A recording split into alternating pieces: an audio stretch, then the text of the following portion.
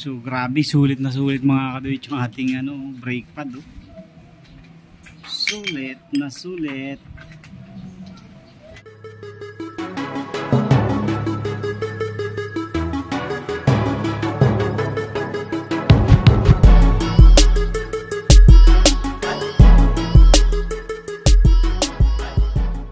Yo, what's up mga katuitian? Good morning sa inyong lahat. Welcome back dito sa ating YouTube channel. Kamusta po kayo? Isang mapagpalang araw po sa inyong lahat. At ngayon naman, after na makapagpalit tayo ng bearing, so nagkaroon kasi ng kalampag yung ating unahang gulong. Mga magwa 1 month na siguro nating nararamdaman. So pinalitan na natin. So ngayon naman ay magpapalit tayo ng brake pad dahil napansin ko dun sa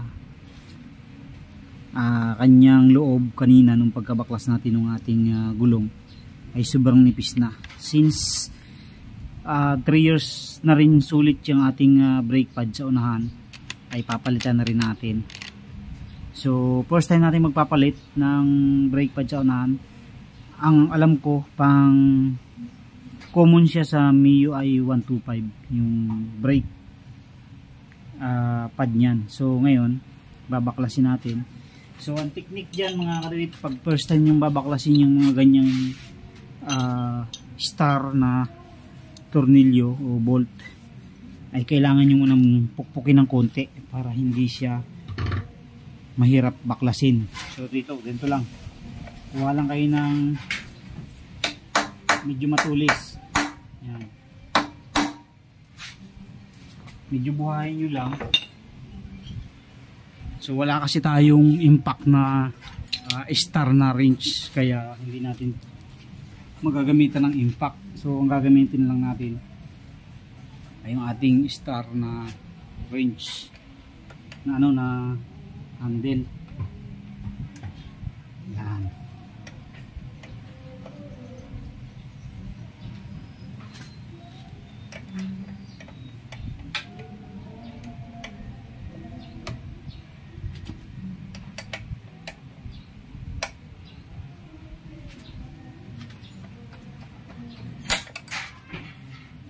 So pitik-pitik lang mga kaduit para hindi siya loose thread. So ito papalitan din natin ng alin to.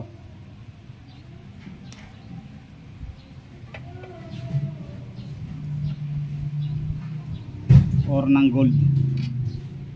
Pagka nakaluwag-luwag tayo. So ito na.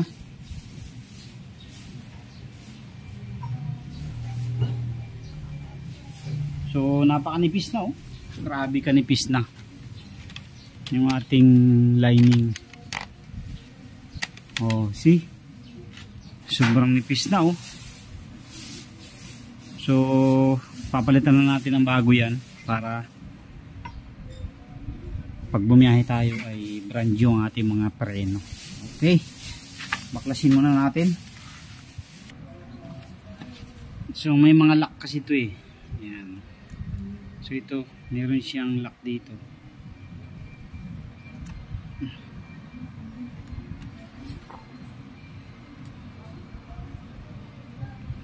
Tapos ito pa, bali dalawa.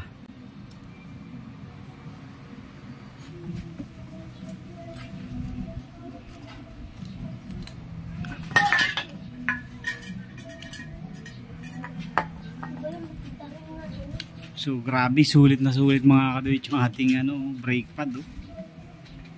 Sulit na sulit.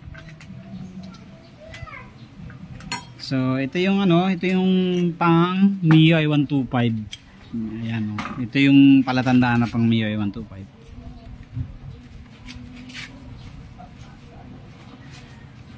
So ito yung pagkakaiba niya. Yung sa likod natin pang MIUI Sporty. Ayan, kung mapapansin nyo, yung pang MIUI Sporty mahaba. Ayan. Ayan, ito pang MIUI Sporty to. Itong isa pang MIUI Sporty. Ito naman yung pang likod natin sa Inmax at saka sa Sniper 150. So ito naman yung pangharap common siya ng yun nga, MIUI 125 at saka ng harap ng Aerox. Ayan, magkakapareho yan. Ayan. So ito yung sa MIUI 125. Aspira maganda to mga kaduit kasi malambot to kumpara sa ibang brand. Yung ibang brand matigas masyado, ang mangyayari ubusin yung inyong disc. So kaya itong Aspira yung ginagamit ko kasi mas malambot ang quality nito kumpara sa ibang brand. So okay na rin to, parang stock din siya ang quality Aspira. So same halos ng quality ng stock. Okay, so linisan muna natin to and then palitan natin ng bago. Malinis na natin, tinanggal din natin yung spring. So sa pagbabalik ng spring, para hindi kayo malito once na tinanggal nyo na to, ito lang tandaan nyo, itong dalawang mayroong bend na maliit, ito kasi yung humaharang sa lining. Dito to sa inner side, sa inner side ng caliper, o dito sa right side pag nakaharap sa inyo yung loob ng caliper. Yan, dito nyo siya ilalagay. Yan, minsan kasi nababaliktad yan. Pagka nabaliktad nyo ng lagay, umiingay, maingay siya, tumutunog. So ito ganito lang. Ayan. Ayan. So itong dalawang bend na yan nandito sa right side dito, para pagtama ng lining natin na isa, hindi siya aalog-alog kasi ipit siya nito. Ito lagyan natin ng langis. Yan.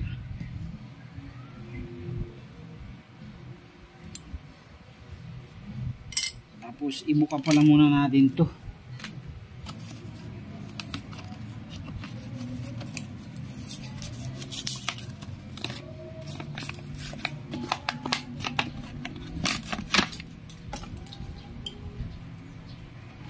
Sungkitin muna natin mga kaduit. Okay, ilagay na natin itong isa.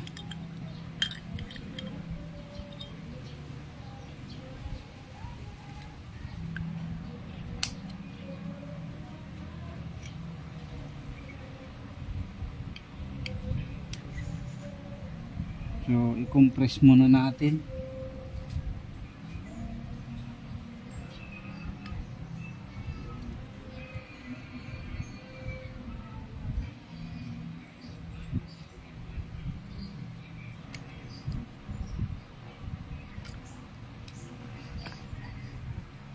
Pagka matigas siya mga katuwid na i-compress, buksan nyo lang yung cover ng inyong brake master para maitulak nyo ng malambot pabalik. Pag kasi sobrang tigas, masisira ang inyong lining bago nyo maitulak. So buksan nyo lang yung takip ng brake master, lalambot na yun. So yung sinasabi ko sa inyo, yung dalawang bend mga katuwid dito sa spring, ito yun, dito siya tumatama. Kung makapansin nyo yung dalawa na yan, yan yung pinaka-stopper nya nun. Okay, so tapat nyo lang yung butas.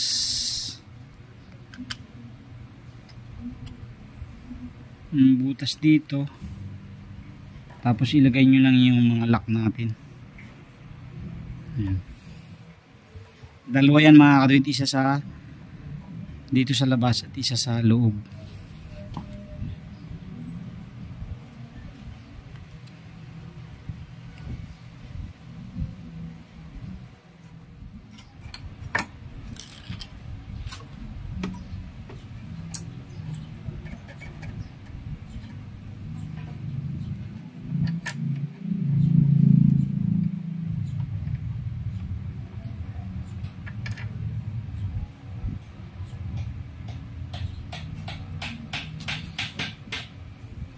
So ito na mga katuwid, nakatapos na tayo sa ating paglalagay ng bagong lining.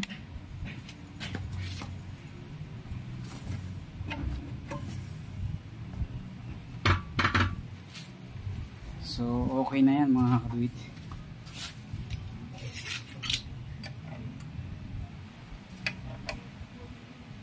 Pwede na tayong bumiyahe ulit ng long ride.